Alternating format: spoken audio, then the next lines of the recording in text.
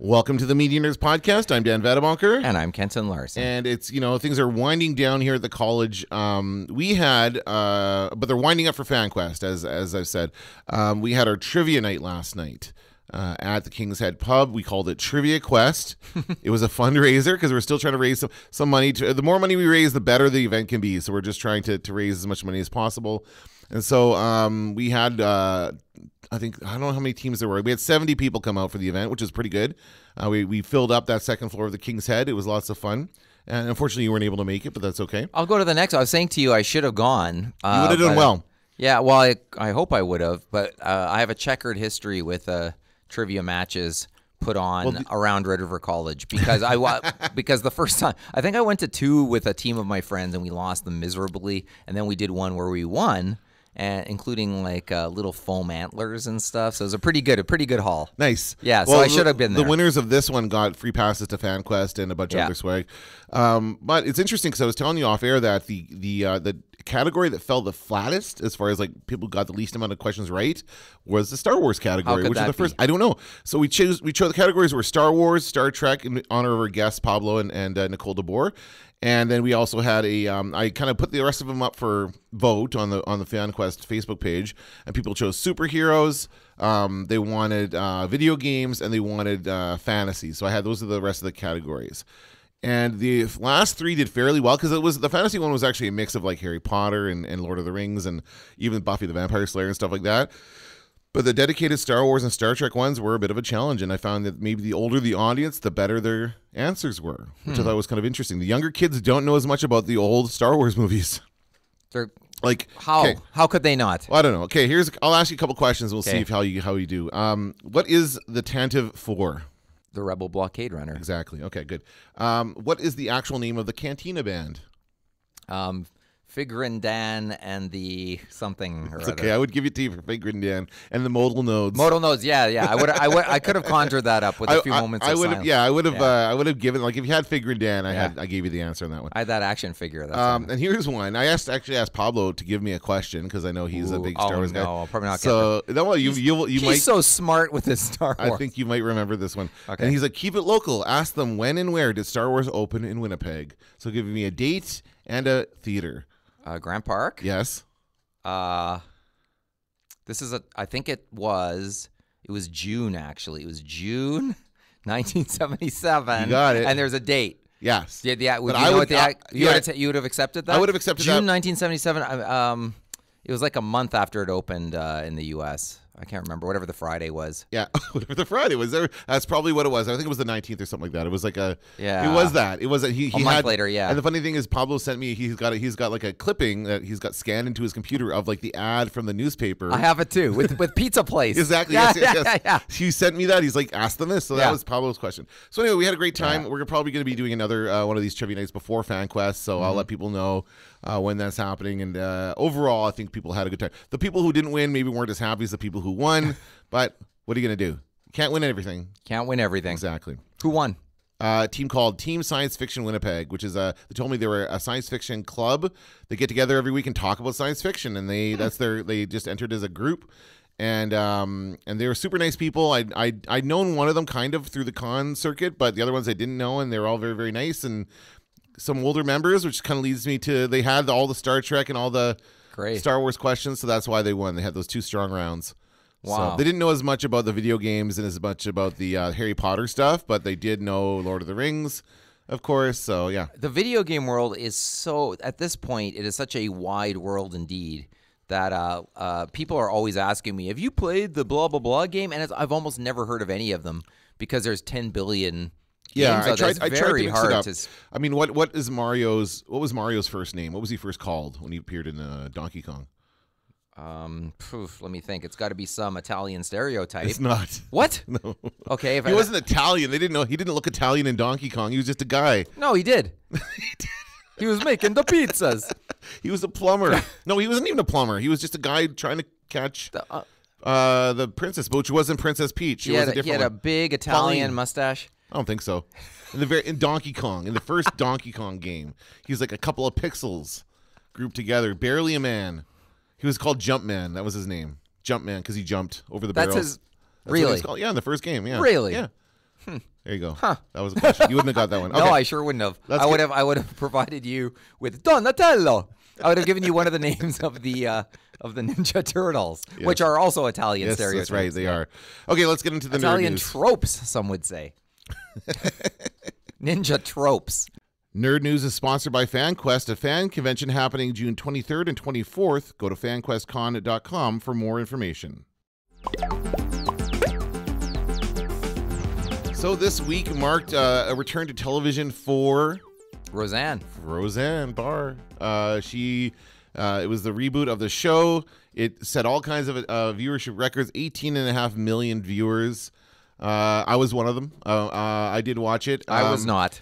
But it blew the roof off of Nielsen ratings, especially in the U.S. Yeah, and that kind Monster of really rating. it's a bit of a wake up call for the TV industry in that it's one of the article. One of the articles I read on, I think it was The Verge, talked about how something like the Oscars, where they made all these jokes, anti-Trump jokes and jokes about how horrible the world is now that Donald Trump is president, and this one, it's not necessarily a pro-Trump stance. Everyone's kind of taken it that way because Roseanne herself is a Trump supporter, and in the show the character is a Trump supporter, but they make it a very comedic thing. It's her and Jackie. Her sister Jackie's a Hillary supporter, Roseanne's a Trump supporter, and they actually put this, I think, this conflict that's in many families in America to the forefront. They do it in a really funny way. So that thing is one of the appealing aspects of this. But people didn't know that when they didn't know that that's what the show was going to be about. No, I mean it could have been about anything. But I think a lot of people are happy to see these people back on the air. It was a beloved comedy when it was on 20 years ago. I never watched it. Did you ever watch it when it was on originally? One of those from time to time, but I never. Apparently, John Doyle in the Globe and Mail this week wrote an article about Roseanne saying the new reboot's really good, but saying that it was not as popular in Canada as it was in the U.S. No. It was kind of like is kind of under the radar. And of course, I actually saw Roseanne do stand up at the casino last year. Yeah, was it recently? It was like last September, okay. I think. Okay. And she had all kinds of jokes. She had Trump jokes. She had Hillary Clinton jokes. Like she had. I didn't leave there going, boy, is she a Trump supporter or anything. I left there going, wow, she is funny. She's funny, but she's also like a good, solid, old school comedian. Okay. Like you can just tell, like she's legit, like she's the real deal. Yeah. She didn't come up in some reality show and transition to a comedian. She was a comedian first, and it really showed. She's really good. She was very good on the show as well. It was her. Of course, John Goodman is an incredible actor who's gone on to do amazing work in I'm film. so glad he's back. And, they got everybody, right? They got Jackie, Laurie Metcalf, who just was nominated for an Oscar for Lady Bird. Really, really good. I think she should have won. She should have won that Oscar. Anyway, and even the daughters, they made the joke of having both actresses who play the daughter, Becky, because they switched actors in the middle of, I don't remember what season, but the first one was gone, and they brought in this other girl who I'm forgetting her name, but she went on to go do Scrubs. She's the girl from Scrubs. They brought them both back in different capacities. So one plays Becky and one plays somebody else, but they're both on the show. And of course, the actress who plays Darlene, really, really good. And again, it was a great show. I really enjoyed it. But what was more interesting to me about how this show is appealing to Americans on both sides of the political spectrum, because it doesn't, it's not kind of this liberal-minded thing. They are trying to represent like the lower class America, which is always what that show was about. And maybe that's why I didn't watch it too much, because every other sitcom I watched on television, they were pretty well off. They had like a nice house and in a good neighborhood. Even the Cosby Show and that kind of stuff was all fairly comfortable, affluent. Well, back in the day, families. though, like Good Times was depressing. Right, yes. Sanford and Son was depressing. The Jeffersons was moving on up. So that's where things got ritzy. Yeah. But All in the Family was working class. Like the sitcom was working class, and then at a certain point with Friends and with it all started to become wish fulfillment. Exactly. And and people started. I actually think it affected what people aspired to have in their lives somewhat. Right? Yeah. It was more like aspirational TV as opposed to reflecting reality. Yeah, there's no way in Friends. There's no way they could afford those apartments in New York. That's insane. And so it's sort of that idea of we have a tight-knit group that's always together through thick and thin and all of that appealed to people. Yes, exactly. But maybe we're ready for a little grit. Well, I think so, and I think this is the right time for Roseanne to come back. It certainly speaks to the climate, the current kind of climate in the U.S.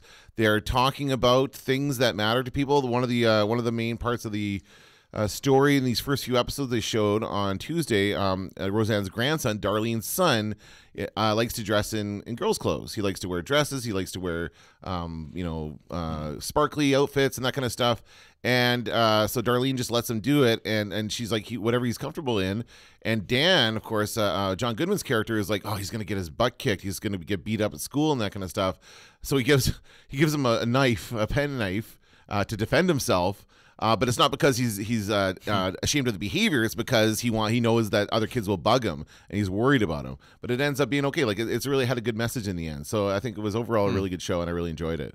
So and 18 million viewers can't be wrong, right? So now networks are going to try and what else can we bring back? They're just going to be a whole thing. I was thinking about that, and I think the only one that would really get me excited is Cheers. If they somehow pulled that off, I don't know if they could do that. Oh, they could, and it would be huge. You think? I think so. Because just look, I mean, Woody Harrelson and Ted Danson, like alone, if you could get those two back. And you'd have to get everybody. Everybody's still all alive, still right? around. Okay. Except not Jay Thomas. Oh, that's right. Which is very unfortunate. But he everybody else. I mean, he wasn't in he wasn't in the show all the time, so he wasn't he wasn't a core member, but he was on there quite often. Kelsey Grammer, Shelley Long, Kirstie Alley. Oh man, that would be good. There you go. Kenton's got it. Norman Cliff. They're still around. Ratzenberger and Wendt. Yes, I saw George Wendt in a production of Hairspray a couple years ago. He was here in Winnipeg doing that. So it could. I mean, that to me would be, and especially after the last episode sort of left us all in a state of purgatory. Yes, so pretty much. Yeah. Where it's kind of like it was a farewell, but it wasn't a farewell. The bar is closed. Kind of deal, but it'll be open the next day. Okay. You could imagine it still being open. That's interesting. Ted Danson, I just heard him on Mark Maron a little while ago, and that was an interesting interview. It was. He's so funny. He is. I think I would get behind that. I think that would be a good.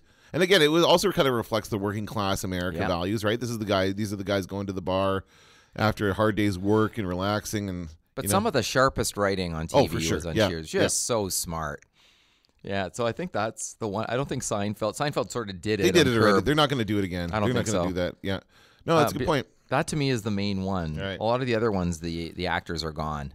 That's true. Unfortunately. Yeah, unfortunately. Okay, so next nerd news story. Speaking of Trump, as we were talking. Oh, by the way, I forgot to mention that Trump called Roseanne and congratulated her on the good ratings. Because that's what matters to him. That's all that matters. Quality does not mean anything. He did give her a call and say congratulations on that. So, that he calls her, he calls Putin. He's just congratulating everybody these days.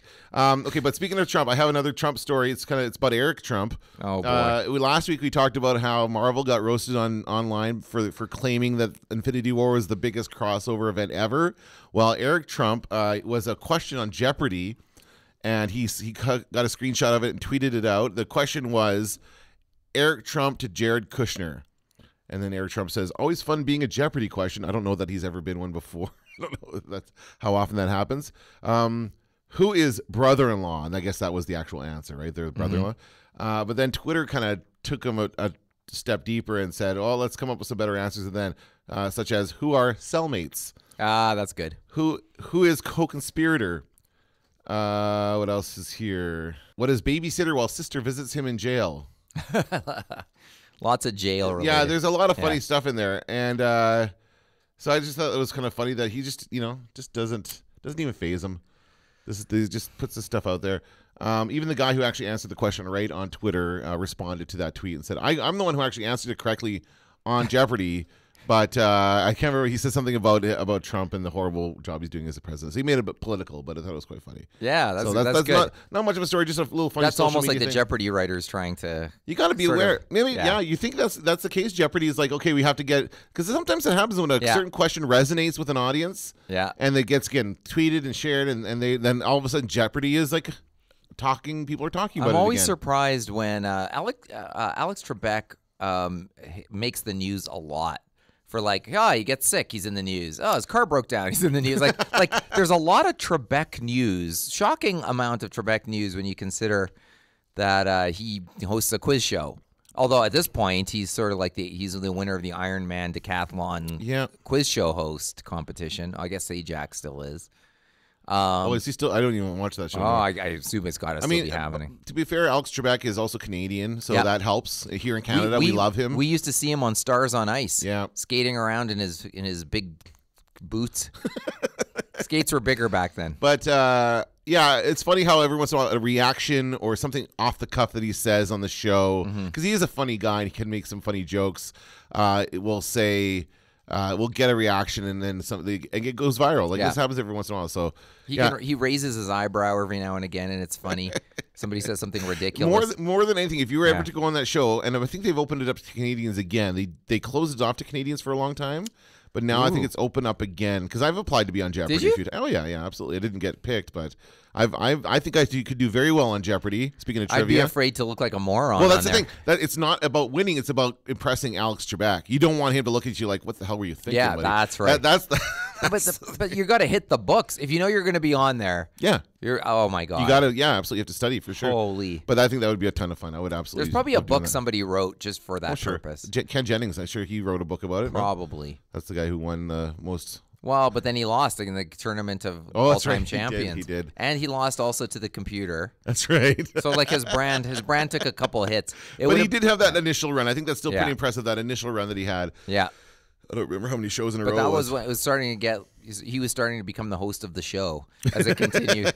Like it was almost like he was like who's the center square in Hollywood Squares all the time? I was going to say Paul Alf. Lind. I was going to say Alf. Alf used to be the in my version of Hollywood Squares. Alf was the center square. Anyway, all right. So finally, the last thing I want to talk about here on the Nerd News is that Apple had an announcement event yesterday, and I didn't know about it. Did you? Yeah, I did. I had no idea. I got an email because I've signed up for Apple's education system service or whatever. So this is what it was all about, education. So maybe that wasn't like their normal big event that they usually have, although they usually do have one around this time of year. But it was in Chicago instead of on their campus in California, in a high school, which is cool. And it was all about education. So they revealed some things, a new education iPad, along with a new crayon stylus, Logitech crayon stylus. I guess it's kind of more like draws like a crayon than a pen. And then some kind of classroom management apps and that kind of stuff. So they're really focusing on the iPad as a classroom device. Well, I mean, that's good. We were right before this podcast, you and I were talking about we have a system called Learn here at Red River College, and it's hard. And ironically, it's hard to learn how to use it. Yeah. So I have been looking for the Holy Grail, and this might be it, and that is an ability to electronically. And we're saying this very thing in Learn. You're saying to give feedback, you have to type out all the feedback. Yeah. Because it does not allow you to amend or to leave notes. You can't, when you were normally you're marking an assignment, you were marking it up with your pen, silver pen, making notes and circling things and, letting the student know where they could improve the piece. Right. So and you can't do that on the system we have because we can't write on it. That's right. Yeah. But this would allow for that. This iPad would allow for that. I'm going to watch the address. I have it right here on my phone and at home on Apple TV. And this weekend I'm going to watch it. But I hope that's what it is because I'm looking for something like that. The ease of marking a paper meets digital would be perfect. Because the papers are a pain, I got to say. It's all a pain, There's nothing more disheartening than going home, of course, and we do a lot of our marking at home because it's the nature of the job. That's the only place I do marking. And tons of it, by the way. I like but the worst I could be playing this video game or stack that's the challenge of working from home. But the thing is, there's nothing worse than sitting down and seeing a huge stack of papers on your table. My dining room table's just in there waiting for me to mark. I'm like, I just want to go watch TV. It haunts me. There's a bad aura that comes off them when they're in your house, too. Like, if you get too close, it's like Superman and Kryptonite. You start to get weaker as you get closer to the stack. One of the things I thought was cool about it, and I notice this every time I go to visit my kids' schools when they have parent day or whatever, and they call them student-led conferences now, I'm just kind of blown away by how much technology is incorporated into their classrooms. Every single classroom has a smart board now. Every classroom. And then maybe, I don't know if this varies depending on the division or that kind of thing, or if lower income areas don't have this stuff, but most schools have a smart board, which is to say it's like a regular chalkboard, although we don't even have chalkboards anymore. It's all whiteboards for us, but where you can write on it with pencils. It's like a very kind of a virtual thing. You can swipe things around. So it's very cool in that respect, but it also serves as a projector and that kind of stuff. Right. So it's a great tool. I think we should have them, to be honest. I think we should have those in our facility. I would much rather have that than what we have, which are those old projectors. Pretty soon we'll be working out of the innovation hole right behind Red River College here. But that's an inside joke because they started building an innovation center, but then the government... I don't know. What's happening? The college is fighting with the government. Yeah, I don't know what's going on. Yeah, we're not part of that fight, so we're on the outside looking in just like everyone else. But there is a hole where they started digging it. And I was looking at it actually during my last class out the window. And I think I even made a joke, like my chair will be right there in the center of the hole. Anyway, so I thought that was interesting. We'll keep an eye on that, of course, and every time Apple has an announcement, we'll touch on it. I'll watch it too, and I'll let us know what you think. I take notes when I watch those, like I'm sitting in a class with Tim Cook. There you go. Yeah, it's like your own personal classroom with Tim Cook. Exactly. We've got a great new exciting project. Anyway, sorry. He also slammed Zuckerberg. Oh, did he? Yeah. Did you hear? Oh, no, I did didn't an hear interview that. after where they said, "Well, what would you do, like if you were in Mark Zuckerberg's position?" And he's like, "I never would be in his position because we don't sell data." And he was like, "Oh, it was like, oh, yeah, that's right, exactly." That's awesome. It's like I wouldn't be in that guy's position. That's right. That guy is a fraud. It was like that. It was that close to saying. Wow, that. And Apple's been very good about that. They've always been like, we are protecting your data. We're not going to sell it. We're not going to give it to anybody else. Yeah. So that's something they've been very Although, good just as an add-on, I was just talking with my students about some of the stuff that people are mad at Facebook for is actually true of all marketing. Yes. Which is funny because it's almost like a light is getting shone on marketing now, but Facebook's taking all the blame. It's all online online marketing, and it's not just Facebook. And the funny thing is, I just read an article. I was going to do this in the Nerd News, but I just thought, wow, we've been talking about Facebook so much. But now it says Facebook's new settings allow you to remove your content and remove it from your server. So now when you delete something, you have it set a certain way. If you delete it off Facebook, it's deleted from their servers. Yeah. Which is like, why do I have to delete it from? Why can't I leave it on Facebook and have them delete it from their servers? I want to have this stuff on Facebook. I don't want to delete it. I want it to be there. I just don't want them to have it. Right. Right. So exactly. They're missing the mark here. They're missing the point of all this. We still want to be able to use the website. We just don't want anybody else to have our data. Well, I mean, I actually heard, like, it's sort of come around to, I can't remember. I was listening to a podcast, and they're like, there's this thing called psychographics, and they market segment you into clusters. And it all sounds so horrible, but it's like for the last 10 years, I've been getting the students to look at the Environics market segments, I remember that, and they love it. And it even they even have an app called Prism 5, I think, which is you get in Canada. You type in your postal code, and it tells you who lives in your neighborhood. Oh, cool! Do you know about that? I did not know about that. Oh, it's hilarious. Oh, check it out. You type in your postal code, and it gets it right. That's the crazy thing. So you read it, and you're like, wow, look at this magic trick. But it's all on the back of kind of what people are learning about marketing now. So they didn't realize before. No, they didn't know. Oh, well. So, and they hate it. And I teach it.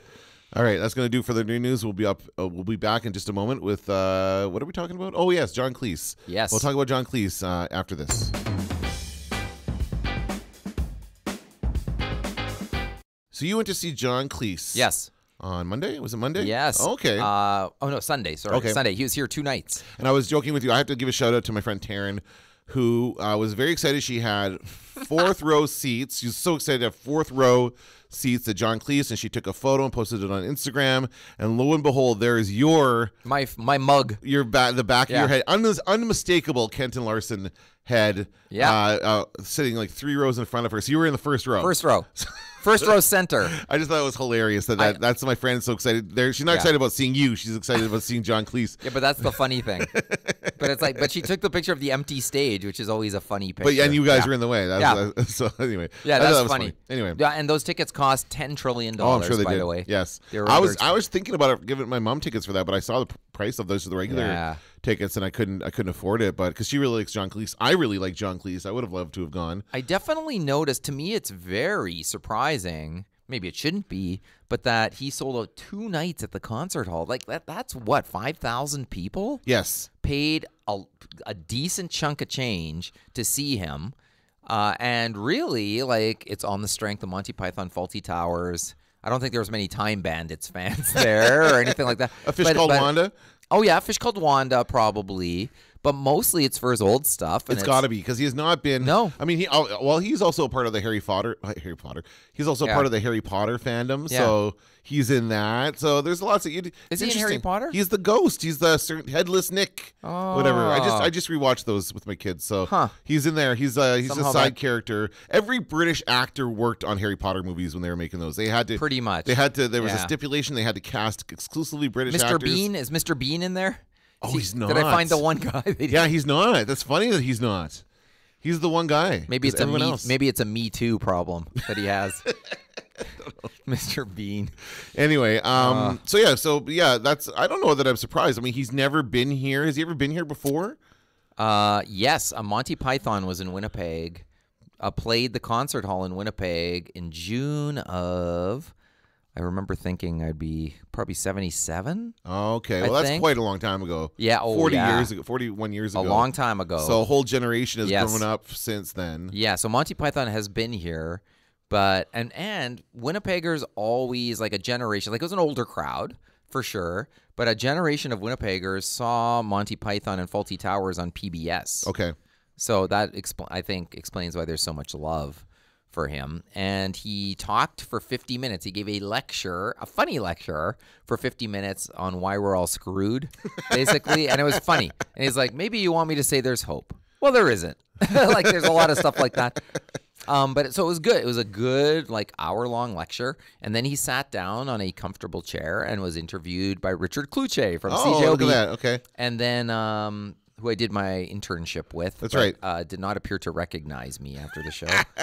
That was only 25 years ago. Why doesn't he recognize me? I don't know. And then people could shout questions from the crowd at John Cleese. And I think there's a few times where the question got misinterpreted in the translation by audience members and John Cleese and Richard Kluche alike. Okay. Because there was no mic, so people were just shouting. That's kind of ill-prepared. That's not a good thing to have no mic available. Well, screaming in the concert hall, it's good luck. No kidding. It's pretty big. It's a cavernous room. Yeah, that's a really weird setup. Like, for instance, one woman shouted, I think what she shouted was, back in the day, Monty Python really shook a lot of the norms, like in terms of gender and race and that kind of thing. But who's doing it for our present generation? I think was her question. And that got misinterpreted to, why didn't you do anything about diversity when you were shooting those films? My goodness. So, I may have misheard it. We all may have misheard it. And then I noticed the girl was shouting again. And I think that got interpreted as she's angry. And I think she was just trying to clarify the question. Right. So it was confusing. Oh, that's too bad. And so John Cleese was like, well, back in the day, a bunch of white men ran the BBC, and that sucks. And we didn't even think of it. That's just what happened. And he's like, if I was making Monty Python today, that would not happen. Exactly. That was so he had a good answer for it. But I'm not even sure that was her question. There's a couple things like that. Well, that's too bad. Yeah, but and people asked him about Manuel, but the actor who played Manuel, and so he had good stories about that. Yep. And maybe my favorite question was, where did you get your mother is a hamster and your father smelled of elderberries? Where'd you get that from? Yeah. And he said that Monty Python was a big fan of the insults that they use in the Middle East, the kind of you're a pig dog, all of that stuff. Yeah, so they were big fans of that. Yeah. So that's what they were trying to do. They were aiming with that. That's funny. Aiming for that kind I of saw a funny, just on a tangent for a sec, I saw a funny scene that was cut together they cut together Game of Thrones to the Holy Grail. So there's a scene in the last season of Game of Thrones where there was a siege. Do you remember that? Yes. I don't remember which castle it was, but they're sitting there, they're threatening to kill somebody, and then they cut to the guy up at the top of the battlements. But in this case, they cut to John Cleese at the top of the battlements of the castle where he's the French guy, and it was quite funny when they cut those things together. So you got the very serious Game of Thrones and the very funny Monty Python. I love that character. And afterwards, there was a meet and greet for those of us who bought the VIP tickets, and this is the only time. Well, I mean, Paul McCartney and The Who I bought, they weren't VIP tickets, but they were guaranteed seating early for some merch, and it was marked up greatly. So that's I've sort of done it a couple. It's only for my heroes. Will I do that? And then probably a meet and greet with Paul McCartney's $1 million. Oh, I can't even imagine. I don't know. But so with John Cleese, it was I think about $300. Okay, that's not for bad. a ticket, and that's affordable. Yeah, it's a comedy legend, and then so they sort of they give you a free beer afterwards. So hey, there you go. It was like $280, and then they usher you through, and you get a photo and an autograph or whatever. You get to talk to him at all? Yes. Oh, okay. Okay. And he was extremely talkative and friendly and just a super nice fellow, like full of quips and jokes for everyone. And I started talking to him. They have a photographer who takes your phone and takes the picture. Yeah. And all of my pictures are me gabbing. Maybe I'll post one on our website, right. But it's me talking as the photo, like me going, bah, bah, bah, bah, bah, like I was so excited. And I asked him if people still ask him to do the funny walk. And he goes, not anymore, because they can see, like, I'm an old man and I've got, like, a fake hip and a fake knee or whatever. It's like, they don't anymore, but they always used to. And he goes, now they ask me, do you have the fake hip and the fake knee because you did it? And he said, and I said, did you? And he said, that's not why. So it's pretty good. And I said to him, the end's in sight. We were like third from last or whatever. I said, the end's in sight. He goes, I hope I make it. I hope I make it. He was looking over the line. Like, he was sort of like just super nice, like a nice grandpa. Okay. Kind of like he was just so nice. Like, it was actually. Did that surprise you at all? Do you think that do you think he was being more kind of cold and? Well, when I did the math, I was like, wow, that's tens of thousands of dollars who pay, like he's getting paid to meet fans. Right. So you sort of do that and go, so yeah, he knows like he's getting a good payday as a result of this. But my fear would have been that you meet him and then something goes wrong and then it just ruins your memory for the rest of your life. You watch Monty Python and Fawlty Towers and you're like, he didn't because he was a jerk or something. Or something goes wrong. Yeah. I heard on Gilbert Gottfried's podcast yesterday, someone said they had a chance to meet John Lennon. They could have met John Lennon. He's like, he's in the next room or something like that. And the person didn't because they're like, I can't do it. If I meet him, I love his music so much and I'm so in awe of him that if I meet him and it goes wrong, it'll just destroy everything. So really? They did, and they sort of regretted it. Oh yeah, I would absolutely do that. I couldn't. Yeah. I don't know. I everyone's human, right? So you have to, and everyone has bad days. So you can't really judge someone based on one encounter. I don't think, even if they are a jerk and they are like snapping at somebody, that's something that it comes and goes. I think overall, most successful people at this time, certainly in John Cleese's case, got there because they were good people and they were like there is such a thing as karma, as we've learning this year or last year, as far as the whole Hollywood upheaval. Karma's a bitch, and then, so if you're nice and you do good work and you're not a jerk, then you will be successful. That's kind of the general. That's Ace Burpee's advice when he came to speak to us as students when I was in Pre-Com. He's like, do good work and be a good person, you'll be good. That's really what it is. And so I think a lot of celebrities do take that to heart, and they do try to be that way for their fans. Back in the old days, it was easier for celebrity to just be a jerk. Well, there wasn't the connection. There was none of that connection. Yeah. People, like, you didn't get access to a celebrity like John Cleese back in the day. Although you said you do have some stories about going to see people when you were younger. Yeah, my dad and I went to see Gregory Peck at the concert hall. Gregory Peck, and he showed little video clips and stuff, and it was fun. It was pretty good. Yeah, and we went to see Peter Ustinov. Man, how about that? Logan's Run. Peter Ustinov. I think of him from Logan's Run. That's my favorite movie with him. A billion other movies, and he was really old at this point. There was a screening of a film he directed, and he at the end got up to answer questions, and my dad said, hey, I heard they just announced today Mickey Rooney's doing a song and dance. He's going on tour with a song and dance. Might you do the same? And he was like, I don't think so. I think my knees are quite too sore for that. Or something like that. But he was like, once again, charming British actor. Yeah. So yeah, I have paid money to meet famous people, but it's not like it is today, where now like Alec Baldwin's coming to the concert hall. And I bought tickets. Okay. But more expensive than John Cleese? Yes, a little more expensive. Is it not the same meet and greet. Not meet. No, I didn't buy those. Okay. You could buy those, but it was more expensive to meet Alec Baldwin than it was to meet John Cleese. That doesn't seem right. No. But although he's very hot right now. Alec Baldwin is at like the Yeah. He's like the hottest guy in town. Yeah, he's current. Yes. But the way they're billing it is Alec Baldwin, a hilarious evening with the master of characters. Like, well, he does one character, if that's what you mean. Well, is Jack Donaghy a character? Is that what they're talking about? Well, he is. There's no denying that he is a wonderful actor. there is denying that he's master of characters. Yeah, Which is a very, I would argue that. I think what they're trying to tell people is you'll see him as Trump. Oh, I see. Is that you think he's going to come out as Trump? He'll do it. He'll do the voice, but he won't come out dressed as Trump. He might. Oh, okay. Interesting. I think that's what that billing means. I think you're right. Going as Donald Trump. Yes, they can do it. Yes. And oops, I did it again, or something like that. I don't think he's going to be. He's not going to be. He'll tell stories. He'll show video clips. Yeah. I mean, Alec Baldwin's always been very good, but he does. He's not what I would consider a character actor in that he does kind of play himself in a lot of these things. I mean, it's an exaggerated version. In 50 Rock, he is an absolutely exaggerated version of himself, and that was kind of his first turn at comedy, I think, although he'd been on Saturday Night Live a million times as the host before that. But you think of his more dramatic roles as far as The Hunt for Red October, and what else has he done? Jeez, I can't think of anything else. Glenn Ross. Beetlejuice. That was a comedy too, actually. But he plays a straight man in that one. He's not very funny himself. So yeah, he does kind of play various versions of himself. He doesn't disappear into a character like other actors do. Except for Trump, I guess he does disappear into Trump. Well, hang on. What I would say is I think Alec Baldwin thinks his impression of Trump is amazing, and often he will explain to people what he does to do the impression. And I'm like, isn't half the laughs that it's Alec Baldwin doing Trump? It is, yes. We don't want a pure Trump. We don't want him to disappear as Trump. We want to see Alec Baldwin. That's right. Skewering Donald Trump. Daryl Hammond did a better Trump impression when he was on the show. Oh, my God, yes. He's the master. That's a master of characters, that guy. He can do everything.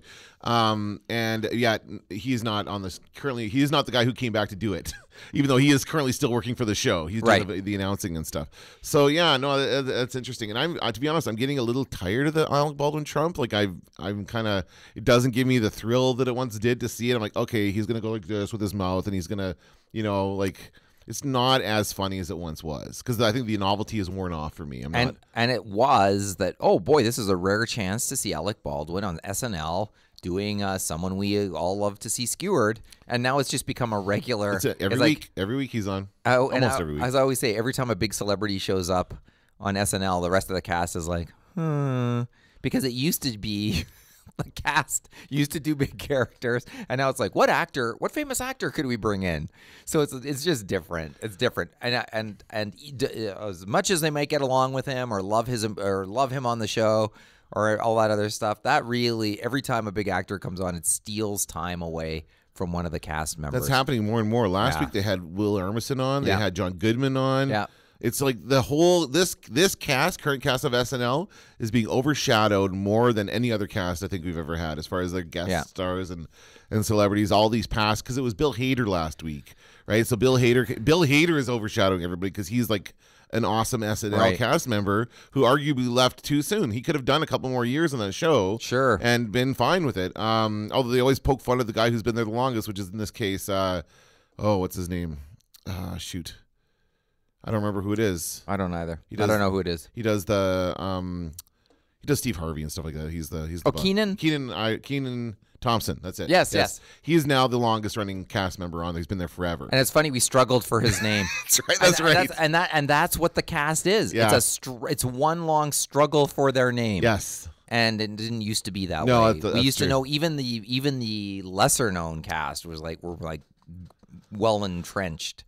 And sometimes the lesser-known cast became big stars. Yes. But that was only through giving them time. The other thing that happens is, every time Robert De Niro shows up on SNL and they clap for half an hour for him, that's some poor writer's sketch that just got cut from the show at the other end. Yes. Some writer who, it might be their first sketch they ever got on SNL that ever got shortlisted for the final show. Yeah. And it's like a picture writer looking at the monitor melting, seeing their chances melt away like an ice cube. That's right. With each passing minute that the audience claps. Yes. That's so right. there's a lot of that. And it's interesting you mention that because Bill Hader cut the monologue short. Yeah. He did a very, very short. He's like, we can just go to the first sketch. Let's do it. And he went boom, and they moved up very quickly. So I think he maybe understands that.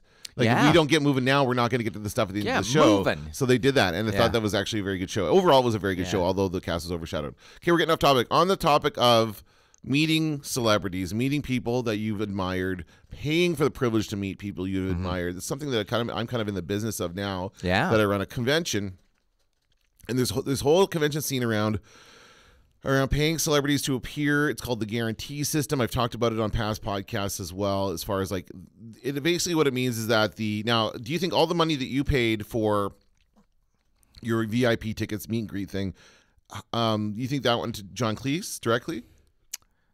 A good chunk of it. You think it, yeah. Well, it's interesting. I mean, Richard Kluche, I'm guessing, got $100, and he would have done that for free. He doesn't care. He'll do it for the exposure. Probably. Yeah. But I mean, really, you're his agent. Well, no, okay, but the point is, okay, so at a con, at a normal convention, so you pay the fee to rent the theater, and then what? And then, but the convention charges you for an entrance fee to come into the doors, yep. And then you go in there, and then there's a bunch of other stuff to spend your money on, as in like a sit down and get an autograph from a celebrity from a TV show that ended 20 years ago. Tech, support staff, blah blah blah. No, but I'm talking about the people who attend the con. They have the money to pay, yeah. or you pay to have your picture taken in front of a DeLorean, which I did last time I went to the big Comic-Con here. And that kind of stuff, that's the kind of stuff we're trying to eliminate at FanQuest, because we want people to come in and feel open to doing whatever they want without having to worry about spending a bunch of money. There is still stuff to spend money on, lots of vendors and artists and that kind of stuff, but we're not charging autograph fees. So we're like kind of cutting out that middleman, and we're countering a little bit of resistance from the field, as far as like they kind of look at us like, what are you doing? You don't want to do a guarantee. A guarantee means that we don't have to pay as much for the celebrity to come if they make a certain amount of money from autographs. We're not charging for autographs. We're just paying their fee, right? So that's what people are looking at us like, why would you do that? Because we don't want the attendees to pay for it. Right. We think that'll resonate with our attendees. So yeah, that makes sense. I mean, I don't know. I don't know. I guess there is a market. Obviously, there's a market for someone like John Cleese, who has not been here in forever, and people will pay to meet him. And I don't see anything wrong with that. But I don't know. I feel that when it comes to these conventions, there's too many of these things happening where people are just spending way too much money on the meeting the celebrity. Is there any celebrity? Obviously, you wouldn't pay to meet Alec Baldwin because you didn't. Right. But is there who else would you like to still meet that you haven't met yet? I'm not really a big let's meet. Like my friend Jason loves meeting with people, and we had to buy our tickets together. Okay. So he's like, well, for the seats to be together, we all need to get VIP. So the really? So the three of us were like, okay, like, so two of us were like, okay, all right. So we kind of went along with it, and in the end, it was a wonderful experience. Right. But I'm always worried about the John Lennon thing, which is what happens if? Yeah. What if it spoils it? And it is nerve-wracking a little to meet a famous person. Yeah. You know, I mean, my limited encounters with famous people, they don't look real. You've seen them so many times on TV. Yeah. You're like, is this person really standing in front of me? That kind of thing happens, and you're just like, wow, I can't believe they're a real person. And well, you're taller than I thought. That kind of stuff actually does happen. I met Margot Kidder at one of the old cons. I remember when she was here, yes. And I was too scared. Like, I got her to autograph my Superman and Lois Lane figure, but I was just like, I just couldn't. I felt stupid to even say something to her. Yeah, it's true. Like, I'm going to say something stupid. I met Elvis Costello once, and you told this story, yes. And I said, thanks for playing King of America. It's not the freaking name of the song, and I left that. And every time I play that wonderful album, I have to think of my own stupidity. Oh, so I'm sure he doesn't remember that. He doesn't, but I do, and when I play that album, it ruins it. So, I'd be willing, I don't know. If you're asking me who would I still pay to meet? Yes. I don't know. Who would you pay to meet? I don't know. It's hard to say. I wouldn't know until they'd come here. And I would pay to meet Bruce Campbell. I've always liked Bruce Campbell. I would pay to meet Patrick Stewart. Has always been one I've always, and he was here. He was expensive to meet. Well, I know he was, but I would have paid it. I don't remember why I didn't go that year, but yeah, I know he was expensive. So there's a few of those people that I would pay. Mark Hamill, of course. I got him off my list for free a few times. A few times, actually. You had to wander around the Broadway area. I bought Broadway tickets. I bought Broadway tickets the first time. Okay, yeah. There you go. Yeah, and you just wait at the door. That's right. He has no choice. No, but I know that. Then that's again, if any of your idols are on Broadway or even in Vegas. I met Penn and Teller. I really enjoyed that. There was a thing where they go outside the show and they'll take photos with everybody, and they're super nice guys. And that's like, so you can go there, and I mean, sure, you have to buy tickets to their show, but you get to see their show, and then you get to meet them. So that kind of stuff is awesome. I really enjoy that. And I don't know, I can't give you any more names. It's very hard to think about who you might pay to meet. Bill Cosby? No, I'm just kidding. And on that note, let's. I can only think of a stupid joke. I can't actually think of somebody. Someone you would actually want to meet. Chris, I'd like to meet Chris Hardwick. Shit, I'd like to. No. Yeah. You'd pay to meet Chris Hardwick. I don't know if I'd pay to meet him. If he paid me, I would shake his hand. I'd pay to see his comedy. I'd pay to see his stand-up and then go meet him afterwards. Yeah. I would see him do stand-up. Yeah. Yes, I would go see what that was like. I wouldn't expect it to be particularly funny, but I would go. And I think he's super nice. As I said before, I don't think he's the funniest guy around, but I think he's one of the nicest guys around. Yes. And that accounts for his success. We got to wrap it up though because we're running long. But I'd love to give you a name of someone. Yeah. Well, you know what? Tweet us your must meet celebrities at Dan Vadabonker or at Kenton Larson on Twitter. Before we go, quick recommendations for the listeners and for each other. You're going to love this one, and I don't know if you're going to watch it, but over the weekend we watched the new Jumanji film. Oh my Jumanji. God. I will not watch it. Okay. It's surprisingly good. I will say this. I was completely blown away. It is a reasonable sequel to the original. They tie it together in a way that's really interesting. The key performances for me are The Rock, Dwayne Johnson, and Jack Black. Because the idea behind this one is that they go into a video game. It's really just like them in the other bodies. But The Rock and Jack Black both do an amazing job of portraying the characters of the kids, the teenagers who are in their bodies. They do phenomenal. Jack Black is like this girl, this teenage girl who's very self-centered and very kind of prim and proper and that kind of stuff. And then, of course, The Rock is a nerd. He's a big nerd who is unsure of himself and has no confidence. And there's lots of great jokes. Kevin Hart is Kevin Hart. He does Kevin Hart. That's what he does, but he does it well. He's funny. And the other one is Karen Gillan. She was in she's Nebula in the Guardians of the Galaxy movies, which is the girl with the kind of the chrome dome head and the daughter of Thanos. So anyway, I loved it. We actually watched it twice. We liked it so much. My kids loved it. So Kenton won't watch it, but for anybody looking for a good family viewing, I will watch it when it shows up on pay TV in 3 weeks from now. There you go. I will. Okay. You made me interested enough. It's funny. There's some funny jokes. All right. I will take you at your word. There you go. I will take back my scoffing. What do you got? Doing? Okay. And I'm going to say The Americans is back.